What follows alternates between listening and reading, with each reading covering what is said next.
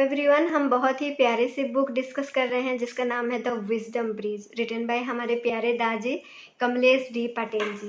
दोस्तों, इस किताब में हम पेरेंटिंग के 9 प्रिंसिपल डिस्कस कर रहे हैं, जिसका पहला प्रिंसिपल था कि एक बच्चे को रेज करने के लिए एक गांव की ज़रूरत है, जिसका पहला पार्ट हमने लास्ट वीडियो में डिस्कस किया हुआ है। Please do check my last video and please go through the book. उसके बाद आप सेकेंड पार्ट पे आइए। तो आज हम डिस्कस करेंगे कि वो जो विलेज है वो क्रिएट करना क्यों ज़्यादा ज़रूरी है। दूसरा चीज़ हम ये डिस्कस करेंगे कि उस विलेज में किस टाइप के लोग रहना चाहिए, वो लोग कैसे होने चाहिए।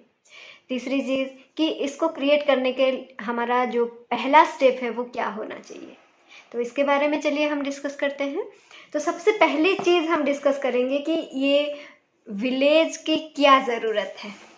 ठीक है, तो देखिए, अगर जब हम बच्चों की रेज करने के लिए एक विलेज की ज़रूरत है बोल रहे हैं, तो ध्यान में ये रखिए कि यहाँ पर विलेज का मीनिंग एक जगह नहीं है, बड़ा सारा गांव नहीं है। इसका मीनिंग है कुछ लोग, कुछ ऐसे लोग जो कि आपके बच्चों की टेक केयर करें, उस टाइप के लोग।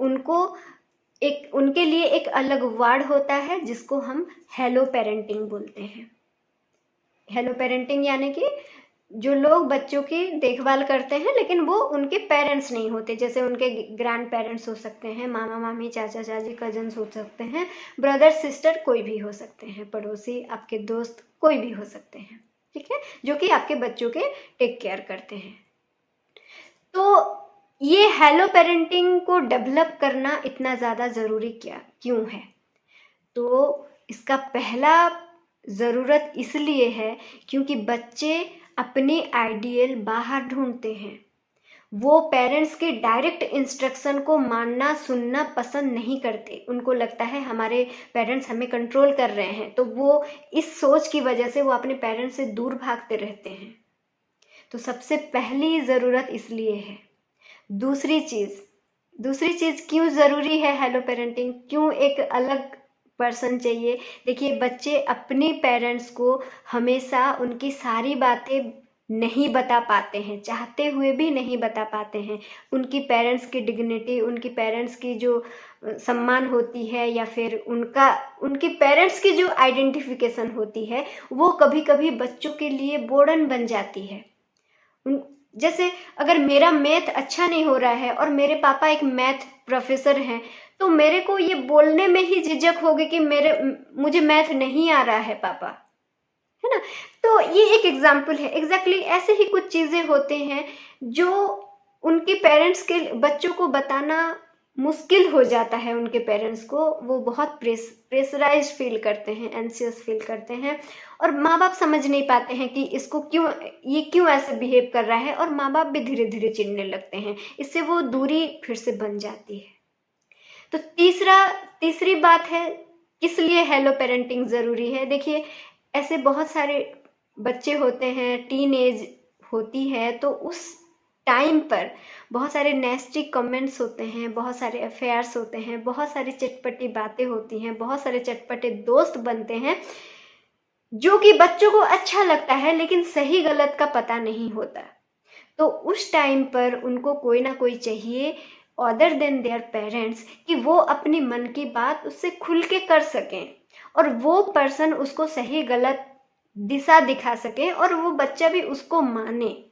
तो ये सारी ज़रूरतों की वजह से हेलो पेरेंटिंग की ज़रूरत है दोस्तों। कुछ ऐसे लोगों की ज़रूरत है जो कि आपके बच्चों के सराउंडिंग में रहना ज़रूरी है। तो दूसरा, अभी हम ये देखते हैं कि कौन बन सकते हैं हेलो पेरेंट। इसका मतलब ये नहीं है कि आप बहुत सारे इन्फ्लुएंसर, बहुत सारे मोटिवेशनल स्पीकर को ला के खड़ा कर दें आपके बच्चों को रेज करने के लिए। ऐसा नहीं है। फिर से अपने वो जो मामूली सी ज़िंदगी, गांव की ज़िंदगी थी, उसमें चलते हैं। उसमें कैसे लोग होते हैं? बहुत ही सिंपल से लोग होते हैं जो कि बहुत लव्ड होते हैं, बहुत केयरिंग होते हैं, लविंग होते हैं, बहुत एफेक्शनेट होते हैं। उस टाइप के कुछ लोग चाहिए, है ना। तो ऐसे कुछ लोग चाहिए जो कि आपके बच्चे के साथ प्रॉपर तरीके से कम्युनिकेशन बिठा सके। वो पर्सन परफेक्ट ना हो लेकिन परफेक्टली वो कम्युनिकेट कर पाता हो आपके बच्चे के साथ। दूसरी क्वालिटी उसमें ये होना चाहिए कि वो बच्चों की हार्ट को पहचानना सीखे। और तीसरी और सबसे ज़्यादा ज़रूरी क्वालिटी ये होना चाहिए कि वो बच्चों को बोलने से ज़्यादा सुनने में ध्यान देता रहे, है ना। तो अगर ऐसे कुछ क्वालिटीज़ हैं आपको, जहाँ पर लगता है आपके उन बच्चों के ग्रैंड पेरेंट्स हो सकते हैं, अंकल आंटी हो सकते हैं, आपके पड़ोसी हो सकते हैं, आपके दोस्त हो सकते हैं, या फिर उन बच्चों के ब्रदर सिस्टर कोई भी हो सकते हैं, तो आप उनके साथ वो बच्चों के कनेक्शन को बनाइए और बना के रखिए और उस कनेक्शन को, उस रिलेशन को एनहांस करवाइए। तब हम बच्चों के लिए एक अच्छा वो गांव वाला एनवायरनमेंट बना सकते हैं। यहाँ पर एक ज़रूरी बात ये आती है, हम पेरेंट्स की ईगो।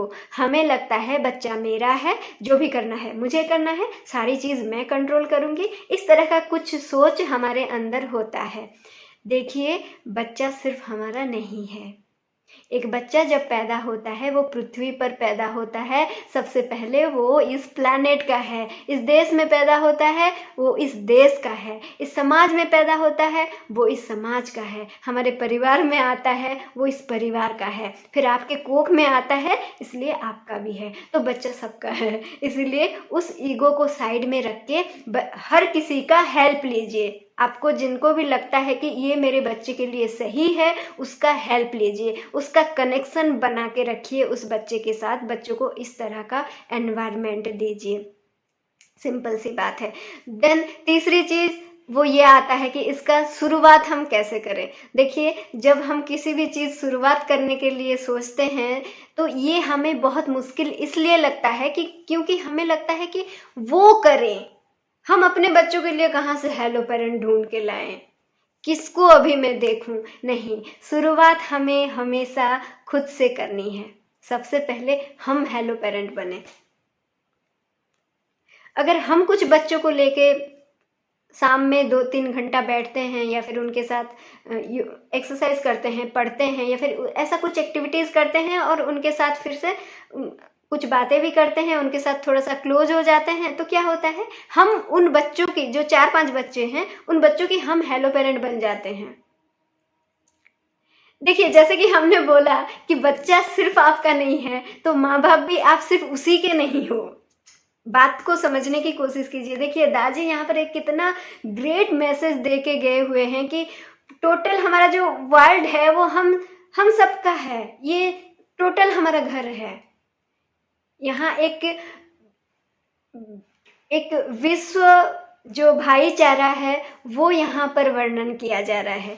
तो देखिए, अपने माइंड को थोड़ा सा ओपन कीजिए, हर किसी को आप हेल्प कीजिए और आप भी हर किसी का हेल्प लेने के लिए ओपन रहिए, तो चीज़ें बहुत आसान हो जाएगी। हर किसी के बच्चे को एक अच्छा एनवायरनमेंट मिलेगा बड़ा होने के लिए, और हर किसी का बच्चा अपने पेरेंट्स के साथ एक प्रॉपर कनेक्शन बिठा पाएगा, अपने आप को एक्सप्लोर कर पाएगा, अपने मन की बातें बता पाएगा।